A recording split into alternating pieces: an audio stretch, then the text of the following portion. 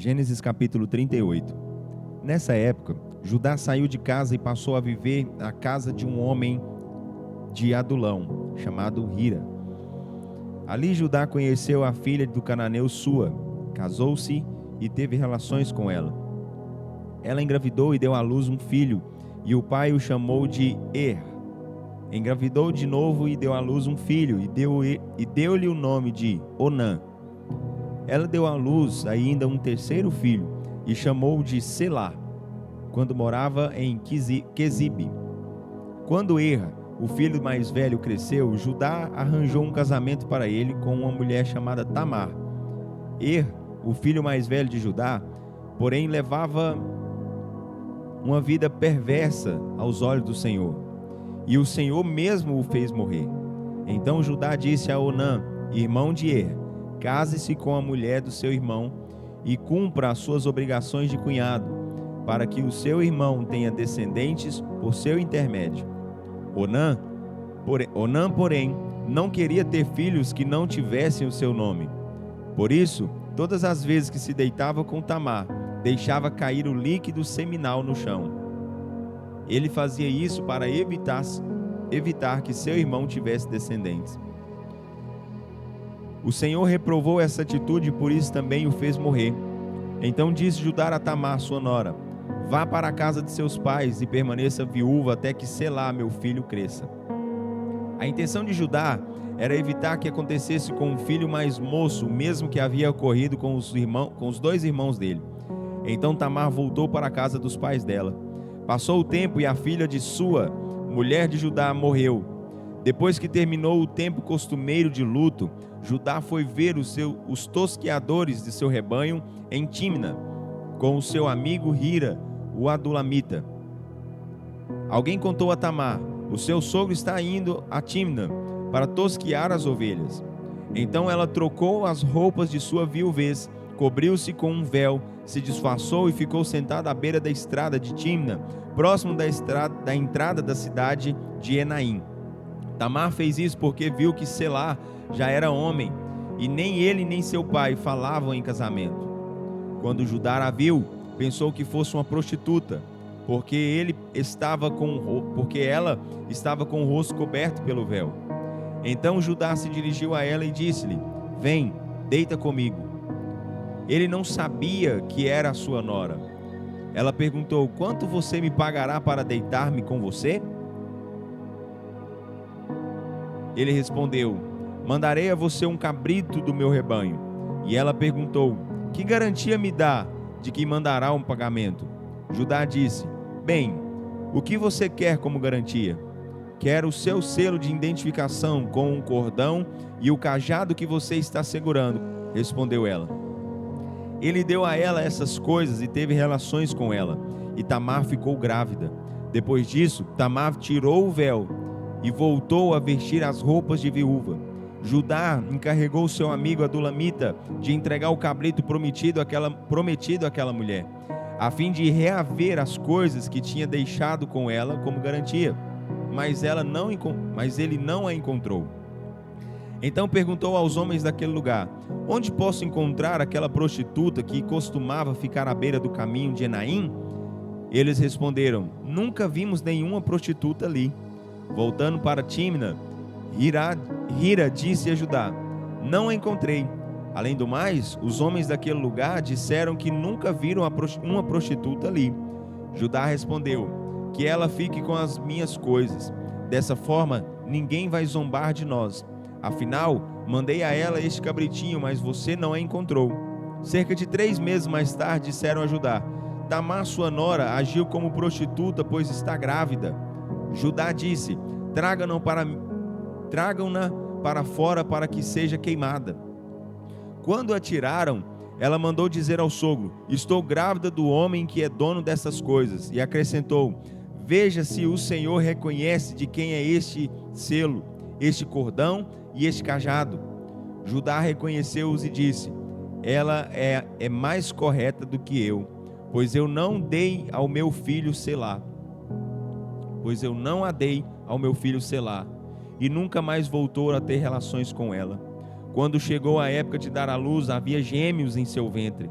Enquanto ela dava à luz, um pôs a mão para fora. Então a parteira amarrou um fio vermelho no pulso do menino, dizendo: este saiu primeiro. Mas quando ele recolheu a mão, saiu seu irmão. E ela disse: como foi que você conseguiu encontrar uma brecha para sair? Por esse motivo, deram a ele o nome de Pérez. Logo depois saiu seu irmão, que estava com um fio no pulso. Deram a ele o nome de Zerá. Gênesis capítulo 39. Quando José foi levado para o Egito, foi vendido pelos ismaelitas que o tinham levado para lá ao egípcio Potifar, oficial do faraó e comandante da guarda.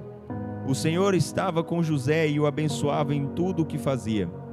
E ele passou a morar na casa do seu senhor egípcio. Quando Potifar percebeu que o Senhor estava com José e que o abençoava em tudo o que fazia, José ganhou a simpatia do seu senhor e que o colocou como administrador de sua casa e confiou a ele tudo o que possuía. Desde o momento em que José foi nomeado administrador de sua casa e de todos os seus bens, o Senhor abençoou a casa do egípcio por causa de José. A bênção do Senhor estava sobre tudo o que ele tinha, tanto nos negócios da casa como no campo. Assim Potifar deixou tudo o que tinha aos cuidados de José, a tal ponto que não se preocupava com nada. A única coisa que Potifar resolvia pessoalmente era em relação à sua própria comida. José era formoso e atraente. Certo dia, a mulher do seu senhor começou a cobiçar José e o convidou: venha para a cama comigo. Mas ele se recusou e disse a ela: o meu senhor confiou a mim tudo o que é dele. Ele nem sabe o que existe na casa, porque deixou tudo sob a minha responsabilidade. Ninguém nessa casa está acima de mim. Ele não me privou de coisa alguma, a não ser da senhora, porque é a sua mulher. Como poderia eu, então, cometer tamanha maldade e pecar contra Deus? A mulher não desistiu. Ela insistia dia após dia com José, mas ele se recusava a deitar-se com ela e procurava não ficar perto dela. Um dia José foi até a casa para cuidar dos negócios e nenhum empregado se achava presente. Então ela o agarrou pela capa e voltou a convidá-lo: venha para a cama comigo. Mas José fugiu para fora da casa, deixando a capa nas mãos dela. Quando a mulher viu que ele tinha fugido e que estava com a capa dele, chamou os empregados da casa e lhes disse: vejam só, esse hebreu que foi trazido pelo meu marido para me insultar entrou aqui e quis me forçar a ir para a cama com ele, mas eu gritei o mais alto que pude. Quando ele ouviu que eu gritava bem alto, fugiu, esquecendo a capa dele aqui ao meu lado. Ela guardou a capa de José até que o seu senhor chegasse em casa.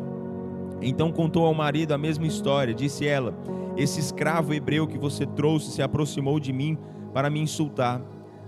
Mas quando gritei por ajuda, ele largou sua capa ao meu lado e fugiu. Quando o seu senhor ouviu o que sua mulher lhe disse, foi assim que o seu escravo agiu comigo, ficou irado. E o senhor de José mandou buscá-lo e o lançou na prisão, no lugar onde ficavam os presos do rei. E ele ficou na prisão. Mas o Senhor estava com José e derramou a sua bondade sobre ele, de maneira que ele conquistou a simpatia do carcereiro. Assim o carcereiro encarregou José de cuidar dos presos que estavam naquela prisão, e ele fazia tudo o que era necessário fazer ali. O carcereiro deixou de se preocupar com o que acontecia na cadeia, porque José cuidava de tudo, e o Senhor estava com José e o abençoava em tudo o que fazia. Gênesis capítulo 40. Algum tempo depois, o chefe dos copeiros e o padeiro real ofenderam seu senhor, o rei do Egito. O faraó ficou indignado com seus dois oficiais, o chefe dos copeiros e o chefe dos padeiros, e mandou prendê-los na casa do comandante da guarda, na mesma prisão em que José estava. O comandante da guarda encarregou José de cuidar deles. Ficaram lá presos por algum tempo. Certa noite, os dois tiveram um sonho. O chefe dos copeiros e o chefe dos padeiros perceberam que cada sonho tinha seu propósito, seu próprio significado. Na manhã seguinte, José notou que ambos estavam abatidos. Então perguntou aos oficiais de Faraó, que também estavam presos na casa do seu senhor: o que aconteceu? Por que vocês estão tão tristes? Eles responderam: cada um de nós teve um sonho esta noite, mas ninguém aqui é capaz de interpretá-los. Disse José: não pertence a Deus a interpretação de sonhos? Contem-me os seus sonhos. Então o chefe dos copeiros contou o seu sonho a José. Ele disse: em meu sonho havia uma videira na minha frente, com 3 ramos. Ela brotou, depois produziu flores, que por sua vez deram cachos de uvas maduras. A taça do faraó estava na minha mão. Peguei as uvas e as espremi na taça de Faraó, e a entreguei pessoalmente em sua mão. Então José lhe disse: essa é a interpretação. Os 3 ramos são 3 dias. Dentro de 3 dias o Faraó vai mandar soltar você e restaurá-lo ao seu cargo como chefe dos copeiros. E você servirá a taça pessoalmente a ele, como costumava fazer quando você era o copeiro. Agora ouça: quando tudo estiver bem com você, lembre-se de mim. Peço que seja bondoso comigo e fale de mim ao Faraó para me tirar dessa prisão, porque me tiraram da terra dos hebreus à força e não fiz nada para merecer estar neste lugar. O chefe dos padeiros ficou entusiasmado ao ouvir a boa interpretação e também contou o seu sonho a José. No meu sonho, disse ele, vi 3 cestas de pão branco empilhadas sobre a minha cabeça. Na cesta de cima havia todo tipo de comidas gostosas que o faraó costumava comer, mas aves vieram e comeram da cesta que eu trazia na cabeça. E José lhe disse: a interpretação é esta: as 3 cestas significam 3 dias.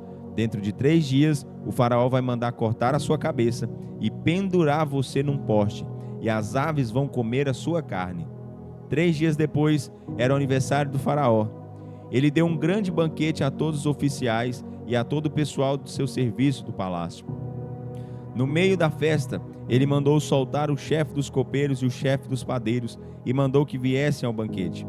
Ele reintegrou o chefe dos copeiros, que voltou a servir pessoalmente ao faraó, mas o chefe dos padeiros teve seu corpo pendurado numa estaca, como José tinha anunciado. Entretanto, o chefe dos copeiros não se lembrou de José, não pensou mais nele.